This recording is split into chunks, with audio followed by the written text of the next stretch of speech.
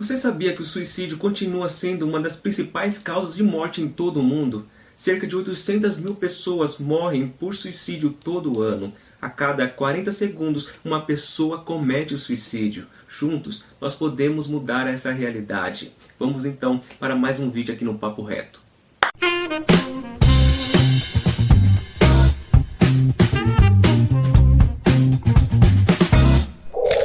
Graça e paz, peregrinos, tudo bem com vocês? Sejam bem-vindos a mais um Papo Reto e temos mais uma vez um tema relevante aqui no canal. Iremos falar sobre depressão e ansiedade. E para esclarecer todas as nossas dúvidas referente a esse tema, está conosco aqui uma pessoa muito especial, a qual eu tenho aprendido muito, e ela tem realizado também um trabalho incrível de evangelização, e é com grande alegria que eu recebo aqui no canal Brenda Lazarete. Seja bem-vinda ao canal. Oi peregrinos, oi Lucas, estou muito feliz de fazer parte disso. Finalmente deu certo a nossa entrevista e que Jesus continue abençoando todo esse caminho que vocês têm percorrido, todo esse trabalho que vocês têm realizado. Eu estou muito feliz de poder fazer parte disso. Muito obrigada pelo convite, viu? Amém, Brenda. É uma honra recebê-la aqui na família Peregrino. Sem dúvida será um tempo muito especial. Para quem acompanha a Brenda nas redes sociais, sabe que o coração dela pulsa, né, pela obra missionária, pela evangelização. E inclusive ela tem um projeto muito incrível que é o projeto Sobreviver, que trata exatamente sobre a depressão e ansiedade. E ela realiza essas palestras nos colégios, né? Ela vai falar um pouco mais a fundo sobre esse projeto incrível. Mas antes de nós mergulharmos nesse tema, Brenda, gostaria de lhe perguntar como foi seu encontro com Cristo e, sabe, como que acendeu essa chama e amor pelas almas, sabe? Bom, eu nasci em um lar cristão, mas o que eu sempre gosto de falar, né? Crescer na igreja não é a mesma coisa que crescer no conhecimento e no entendimento de quem Deus é. Então, assim, mesmo que eu comecei a experiência de ministrar cedo, minha primeira ministração eu tinha 11 anos e eu me identifiquei muito com tudo aquilo dali, mas foi várias vivências e experiências ao longo desses anos que cada uma delas teve uma participação em consolidar o meu entendimento sobre quem Deus é e onde a Brenda se encaixava nisso tudo. Então, assim, esse ano, em janeiro desse ano, eu participei de uma escola de missões, passamos 30 dias no sertão nordestino, e isso consolidou em mim muitos entendimentos que eu achava que eu sabia, mas na verdade eu não sabia. Então ali foi explicado biblicamente e trouxe pra gente um entendimento sobre o que é essa paixão por almas que a gente tanto fala, o conhecimento na verdade sobre quem Deus é, qual é, tipo assim, a projeção de Deus em relação a nós, onde que a gente entra nesse plano tão incrível de Deus, qual seria a nossa participação nessa pequena passagem que a gente tem aqui na Terra. Então muitas questões são levantadas, muitas questões foram levantadas no meu coração, do sentido da minha vida, do meu propósito, do que eu deveria fazer, e eu aprendi algo que mudou minha visão sobre muitas coisas. A gente fala muito sobre paixão por almas, sobre queimar por vidas e por almas, mas eu entendi que esse amor por vidas, esse amor por almas, que precisa ter no nosso coração, nós precisamos pedir todos os dias que a gente tenha amor por pessoas, que a gente tenha esse amor sacrificial. Porém, esse amor por almas, ele não pode mover missões, ele não pode mover o evangelismo, ele não pode mover a vida cristã propriamente dita. E eu vou explicar o porquê. Mesmo que esse amor ele seja um pilar inegociável dentro da nossa vida cristã, mas se a sua vida for regida pelo que você está sentindo, pelo seu amor por pessoas e tudo mais, ele vai ser inconstante, porque tem dias que a gente acorda não amando ninguém. Tem dia que a gente acorda não querendo fazer nada, não amando pessoas, não fazendo nada em prol dessas pessoas. Aí eu pergunto, no dia que a gente acorda dessa forma, vamos então deixar de fazer o que tem que ser feito e o que fomos chamados para fazer? De maneira nenhuma. Então isso não pode dirigir a nossa vida. É um pilar que tem que estar dentro da nossa vida, mas não é o que deve nos impulsionar a fazer o que tem que ser feito. Se eu me movo em missões, se eu evangelismo, se eu sinto a necessidade de falar desse Jesus, como você perguntou, né? O que me impulsionou? O que gerou esse amor por pessoas? Jesus. Quanto mais de Jesus nós conhecemos, quanto mais nós crescemos em profundidade no entendimento de quem Deus de fato é, mais existe uma necessidade gritante no nosso coração de falar desse Deus, de falar desse Jesus, de falar desse senhorio para outras pessoas. Nós automaticamente vamos querer levar essa glorificação de quem Deus é às outras pessoas. Então, se de alguma forma eu me movo, se de alguma forma nós nos movemos deve ser e unicamente para glorificação de quem Deus é. Então até nos dias onde muitas vezes eu acordo sem vontade de fazer nada, se eu sei que existe algo a ser cumprido, se eu sei que existe algo a ser feito, é pela glória de Deus. Então não é pelo meu sentimento, não é pela minha emoção, não é pelo tanto que eu digo que eu amo vidas, que eu quero pessoas e que eu amo pessoas, mas é pelo amor de Deus, a sua própria glória, e isso me move a amar pessoas e a falar dele para outras pessoas. Amém, Brenda. Já pegando um gancho sobre essa questão, como que surgiu a palestra Sobreviver? Houve algum marco em sua vida, sabe, uma experiência que lhe impulsionou a ajudar pessoas a superar a depressão? Então, como eu havia falado antes, quando você me perguntou sobre esse encontro com Cristo, ele foi solidificado através de diversas experiências e vivências com o próprio Cristo. E uma dessas experiências que eu nunca imaginei que eu viveria foi o contato aí por 2 anos e 7 meses com a depressão, com as crises de ansiedade, até mesmo o ataque do pânico. E pra mim isso era algo muito distante. Aí que tá o erro, né? Pensar que por estarmos envolvidos na igreja, ter responsabilidades ministeriais, conhecer a Deus, deixa a gente isento de viver situações assim. E na verdade não, são vias que podem se chocar sim. Então, no contato com isso tudo, algo que era completamente um absurdo eu estar vivendo tudo aquilo dali, várias questões em mim foram levantadas. De como vivenciar essas situações, se minha dor na alma era tão absurda, o que fazia eu continuar caminhando, o que fazia eu não interromper minha vida, como muitas pessoas eu via interrompendo, desistindo da própria vida, por conta de toda a agonia, de toda a situação caótica que viviam. E eu comecei a levantar diversas questões em mim, e foi aí que surgiu a palestra Sobreviver, falando ali sobre a vida e como sobreviver aos dias caóticos, aos dias de aflição, aos dias de enfermidade e aos dias ruins.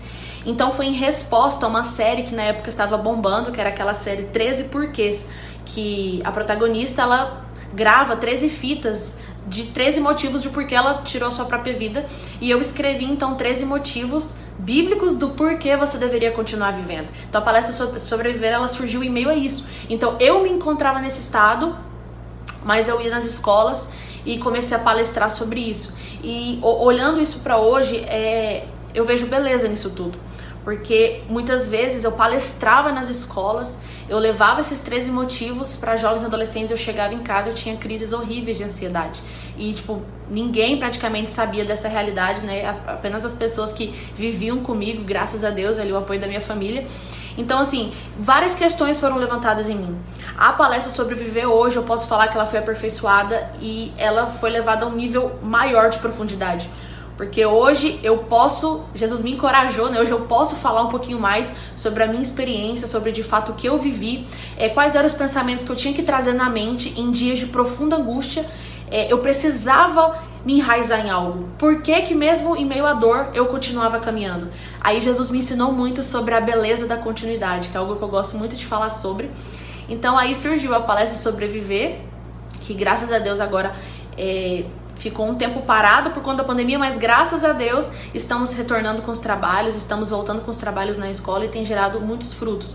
Tem lembrado pessoas que mesmo que elas vivam estações sombrias, mas Deus continua sendo Deus das estações. Então existe beleza em você continuar caminhando, mesmo em meio ao seu aparente caos emocional. Perfeito, Brenda. Observo que muitos, por não se aprofundar nesse assunto, acabam atribuindo a depressão como sendo algo 100% psicológico, mas também há outro grupo que acreditam que a razão seja 100% espiritual, né? Que visão a igreja deve ter em relação à depressão? Podemos separar o psicológico do espiritual ou ambas as causas se complementam? Bom, eu acredito que muitas vezes, muitas igrejas e pessoas têm receio ainda de falar sobre esse assunto. Às vezes acaba ainda sendo um tabu dentro de muitos lugares, ou por falta de coragem de falar sobre isso, ou por falta de preparo. Por muito tempo eu me encaixei no grupo do sem coragem, mas glória a Deus que Ele tem me encorajado a falar sobre isso, porque falar sobre isso custa expor muitas vezes fragilidades, vulnerabilidades. Mas é como eu falo, se isso de certa forma cooperou para que o caráter de Cristo fosse forjado em mim, por que o receio de compartilhar, né? Então por isso que eu tô aqui também falando sobre isso. Mas enfim, eu acredito que a igreja, ela tem que ser preparada, não só sobre esse assunto, mas sobre a diversidade de assuntos possíveis. Eu acredito que a igreja ela tem que se empenhar, nós como igreja, se empenhar em estudar as áreas de conhecimento, a ciência, a biologia, a história, a cultura. Nós temos a cultura do reino em nós, mas nós ainda não estamos vivendo nesse reino, nós estamos vivendo aqui, nesse mundo. Então eu acredito que a igreja ela precisa ser preparada em conhecimento, ela precisa ser tanto forjada na palavra, quanto em conhecimento para lidar com essas questões da alma, da saúde, da vida das pessoas, para ela poder ter um respaldo e de fato saber lidar, por exemplo, com pessoas que sofrem disso. Eu vejo muitas pessoas que por falta de preparo acabam falando coisas que elas não têm propriedade nenhuma para falar sobre aquilo. Não tem estudo, não tem preparo, e isso acaba sendo gatilho na vida de pessoas que sofrem dessas doenças, que têm vivido esses momentos. Então um lugar onde deveria ser um amparo para ela, até para ela tentar entender mais sobre isso que ela está vivendo e como ela lidar com um olhar cristocêntrico em relação a isso, um lugar que deveria ser esse lugar de amparo e de abrigo, às vezes acaba sendo gatilho e empurrando a pessoa cada vez mais pro abismo. Então acho que nós, quanto igreja, nós precisamos, se nós de fato amamos pessoas, queremos amar pessoas, eu acho que o amar pessoas está incluído. Então eu sair da minha zona de conforto e eu mergulhar em estudos, eu mergulhar na Bíblia, eu mergulhar na intenção de saber como que Cristo, qual que é o olhar cristocêntrico em relação a todas essas coisas, como que é o olhar de Cristo para o outro. Então eu acho que essa é a maneira de nós como igreja, nós deveríamos lidar em relação a isso. Sobre querer classificar áreas, eu acho que a gente erra muito nesse negócio de separar o sagrado do secular. A gente quer fazer muita divisão da nossa vida, sendo que na verdade tudo aponta para Cristo e não há essa separação de áreas e de partes da nossa vida. Então eu acho muito errado a gente querer padronizar algo que a pessoa está sentindo, porque existem casos e casos, pessoas e pessoas, histórias e histórias e processos. Então não existe só um corpo que precisa ser cuidado. Não existe só uma mente que precisa ser administrada. Não existe só uma alma que pode estar angustiada e precisa receber afago e amparo. Não existe só um espírito que precisa ser alimentado e edificado. Existe um conjunto dessas coisas. Então é um conjunto que precisa ser cuidado, que precisa ser olhado, que precisa ser amparado, que precisa ser alimentado. É um conjunto. Não é uma área só separada das outras que precisa ser tratada. É um conjunto. Todo esse conjunto tem que estar em equilíbrio, tem que estar em concordância, senão acaba gerando um problema em um lugar ou em outro. E nós precisamos ter esse entendimento. Por isso que a gente precisa buscar conhecimento de todas as partes que a gente conseguir ter para poder lidar da melhor forma possível e não ser um gatilho para o outro, né? Não ser um ponto de problema para o outro. Se eu acho que é uma área que eu não tenho propriedade para falar, que eu não estudei o suficiente, que muitas vezes eu não sei falar nem sobre a luz das escrituras em relação àquilo, é melhor que eu me cale então. Que eu tenha a humildade de reconhecer que talvez eu não tenha propriedade para falar sobre aquilo. Melhor do que falar algo sem respaldo nenhum, sem Bíblia nenhuma, sem conhecimento nenhum, acabar sendo ignorante e ferir mais alguém que já está muito sensível a tudo isso. Então eu acho que a gente como igreja precisa ter esse entendimento e precisa perceber qual tem sido a maior demanda desses últimos dias. O que mais as pessoas têm enfrentado? Qual tem sido a maior angústia das pessoas? Quais têm sido as maiores patologias que as pessoas têm enfrentado? E vamos tentar ser resposta a isso. Perfeito, Brenda. Você tocou em um ponto muito interessante, que é a velha mania de nós queremos padronizar tudo que está em nossa volta, sabe? Buscamos metodologias, passo a passo, fórmulas mágicas para tentar resolver os nossos problemas de forma rápida e prática. Então, para que todos possam entender de uma vez por todas, eu sei que não podemos padronizar o processo de cura, mas para que todos venham a entender de uma vez por todas, podemos padronizar o processo de cura da depressão e ansiedade? Qual é a sua visão? Então, como eu falei, existem pessoas e pessoas, histórias e histórias, processos e processos, e nesse caso também não seria diferente. Por exemplo, eu não fiquei isenta de viver 2 anos e 7 meses nessa mistura aí, né, da depressão, ansiedade e tudo mais. Não me tornei isenta de viver isso, de passar por essas angústias e tribulações da minha alma e etc e tal. Mas eu creio que eu vivi a cura da depressão em um dia e um momento muito específico. Inclusive, quando eu estava em missão, lá no sertão nordestino, em janeiro desse ano, vivi algo particular e sei que ali se encerrou um ciclo na minha vida. E as coisas, após isso, de fato mudaram. A ansiedade às vezes ainda me visita, acelera o coração, falta ar, preciso pisar no freio. Sim, isso ainda acontece, só que hoje eu percebo um maior controle sobre isso. Quando esses pensamentos vêm, quando o pensamento acelerado vem, a ansiedade vem e começa a querer gritar coisas pra mim, eu tento focar no que Jesus diz a meu respeito, né? E sobre o tempo presente que está sendo proposto. Então eu tento ter um domínio, um controle maior sobre isso. Não é mascarar emoções, não é mascarar o meu sentimento de tristeza, mas é sujeitar as minhas emoções e os meus sentimentos no lugar onde elas devem ser sujeitadas, que é em Cristo.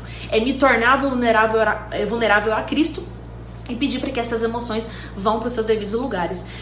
Então, assim, eu vivi um processo particular da cura da depressão, mas eu não negligenciei a ajuda de remédios, muito pelo contrário, passei ali pelo processo de identificar qual era talvez a melhor medicação mais apropriada para a demanda do meu corpo, para a falta que estava no meu corpo. Não desprezei a ajuda de psicólogos, de profissionais, não. Porém, eu posso padronizar o meu processo de cura? Eu posso colocar a experiência que eu vivi como um padrão para a cura do outro? Não. Da mesma forma como, se talvez você que está ouvindo isso já vivenciou algo assim, querer colocar como padrão o seu processo de cura. Como eu falei, cada pessoa tem seu processo, seu tempo e sua história. Então, se você vai ser curado, se você vai ser ajudado através do medicamento A ou B, sendo retirado aos poucos da sua vida, se vai ser através de meios naturais, se vai ser através da terapia, que é incrível, inclusive, se você vai ser curado instantaneamente ou vai provar dessa cura de uma maneira progressiva dia após dia, eu não sei. Mas uma coisa eu sei, uma coisa eu tenho certeza: Cristo está presente em todas essas etapas. Cristo viveu o processo comigo, me amadureceu ao longo desse processo, não foi menos bom ou menos Deus porque permitiu que eu vivesse esses 2 anos e 7 meses ou porque simplesmente não me curou antes. Não, ele continua sendo Deus, continua sendo soberano e ele reafirmou todas essas verdades do meu coração ao longo desse período. E talvez se eu não estivesse vivendo isso, eu não teria credibilidade para falar sobre. Ou eu talvez não conseguiria entender nem 10% do que de fato alguém que enfrenta toda essa guerra, eu não conseguiria entender como era a perspectiva, dentro da pessoa, como é olhar de dentro da situação e não só um telespectador vendo aí de fora. Então, assim, não tem um padrão. Eu não posso padronizar o meu processo de cura e que você também não banalize o seu tempo, o seu processo, que você respeite esse tempo e que dentro desse tempo você seja ensinado. Eu acredito demais nisso, eu acredito demais. Aquilo que aparentemente era para me empurrar para o abismo, para a glória de Deus e porque Deus é muito bom, Ele usou daquele caos emocional, mas para que a sua glória fosse revelada, para que Ele forjasse o caráter dele em mim. E não tem nada que pague isso, nada, porque tudo que se diz respeito a nós pode apontar para quem Cristo é. Eu acho que os nossos olhos têm que estar fixos nisso. Perfeito, Brenda. Estamos prestes a finalizar esse bate-papo abençoado, mas antes gostaria que você deixasse um conselho ou uma reflexão para aqueles que estão enfrentando, esse processo de depressão e ansiedade, principalmente nesse tempo pós-pandemia. Que conselho ou que reflexão você deixaria para essa geração? Olha, eu queria muito, muito mesmo que tivesse um frascozinho escrito assim: cura da depressão, da ansiedade, a gente bebesse, tudo sumisse e de fato fôssemos curados disso tudo naquele momento. Toda vez que alguém conversa comigo sobre isso, de estar enfrentando por isso e tudo mais, eu sempre falo pra pessoa que a minha vontade era de poder assim colocar minha mão na alma dela e arrancar isso tudo de dentro dela, porque eu sei como é se sentir assim, eu sei o quanto é sufocante, desesperador, e naquele momento a gente só quer que aquilo acabe. Mas eu não posso fazer isso. Eu não posso fazer que o outro pule processos, pule estações, pule etapas, mesmo que eu queira, mesmo que eu queria também pular as minhas, mas graças a Deus que não tem como pular. Que bom por isso, glória a Deus por isso. Então, assim, o que eu falo pra você que talvez esteja vivendo isso, ou talvez um dia venha viver, ou você não vive isso, mas tem alguém muito próximo de você que vive. Eu acho muito necessário a gente tentar entender o mundo na visão do outro, né? Ter uma visão de dentro da situação em relação ao que o outro está vivendo, para tentar ter uma dimensão um pouquinho do que se passa dentro do coração e da alma do outro. Mas o que eu quero falar é: continue enxergando beleza na continuidade. Foi a frase que mais ecoou dentro de mim, dentro desse período. Eu às vezes perguntava para Deus: Deus, como é que será que vai ser o meu processo de cura? Será que eu vou viver isso o resto da vida? Como que vai ser? E assim, processos e processos. Foi o meu tempo, foi o meu processo, foi o meu ciclo, foi parte da minha história e cooperou para o caráter de Cristo fosse forjado em mim. Eu não pude fugir dessa estação, eu não pude pular esse processo. Não adianta mascarar sentimento, mascarar a dor. Muitas vezes nós temos uma idolatria ao sentimento de alegria. E não, enquanto estivermos nessa pequena passagem aqui na Terra, a gente está sujeito a sentir diversas emoções. Mas eu tenho que entender que elas não regem a minha vida. Elas não dirigem a minha vida, elas não têm o controle da minha vida. Eu posso estar sujeito e vulnerável a elas.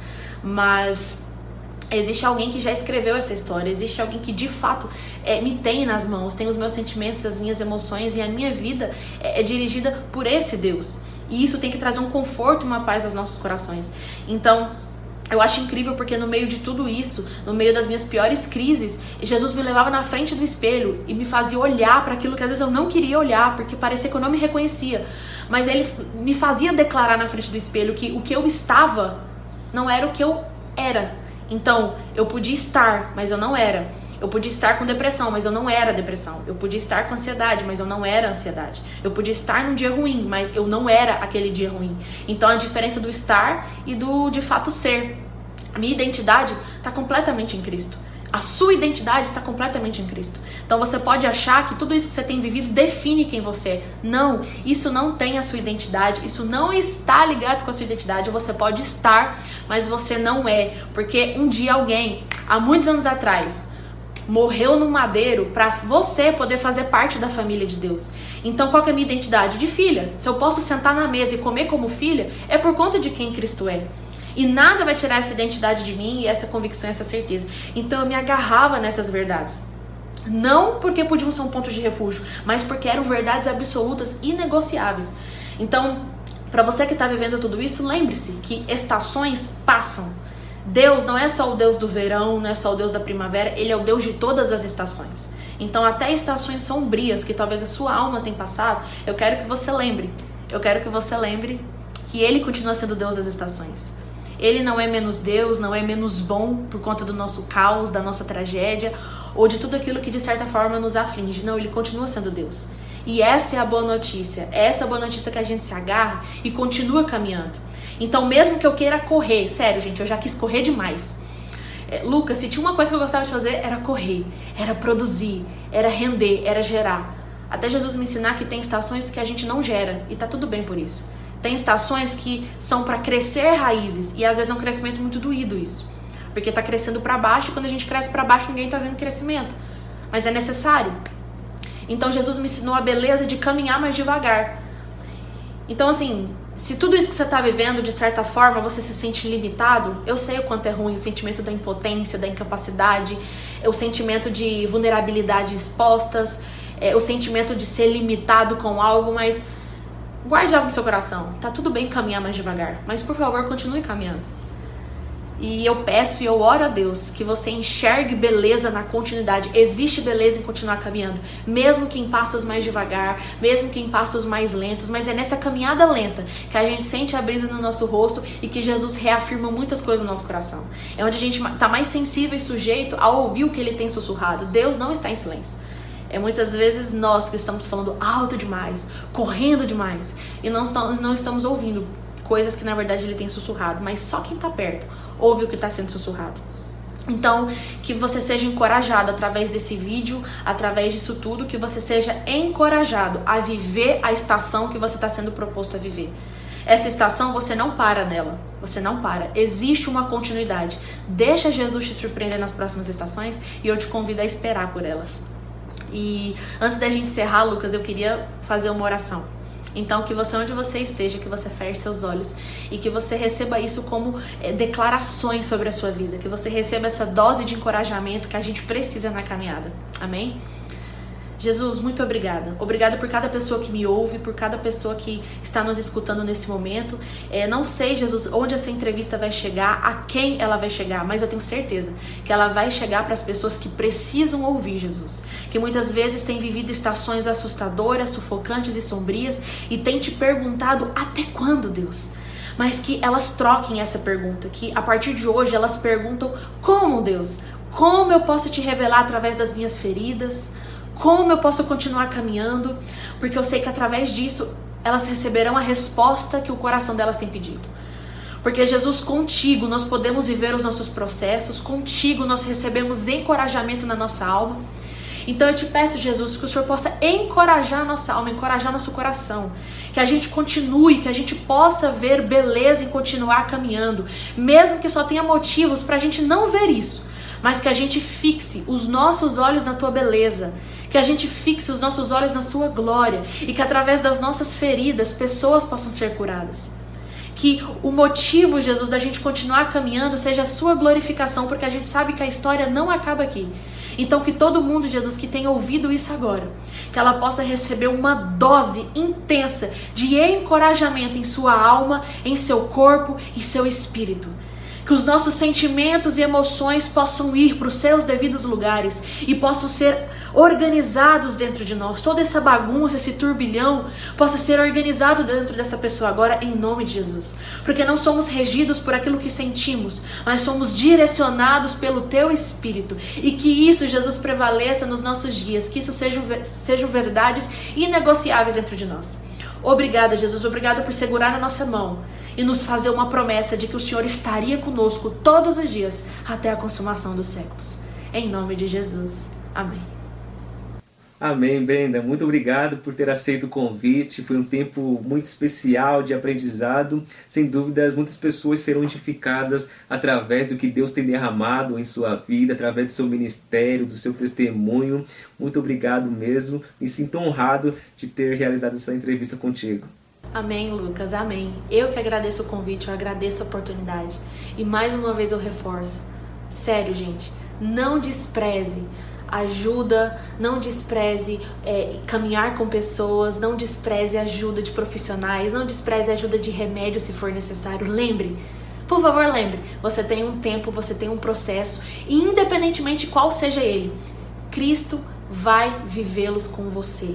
Essa é a nossa boa notícia. Então, fale, chore, converse, compartilhe e, por favor, aproveita a caminhada até lá. Amém? Muito obrigada por você ter chegado até aqui. Lucas, mais uma vez, muito obrigada por essa oportunidade. E eu tô aqui para caminhar com vocês. Que Deus abençoe.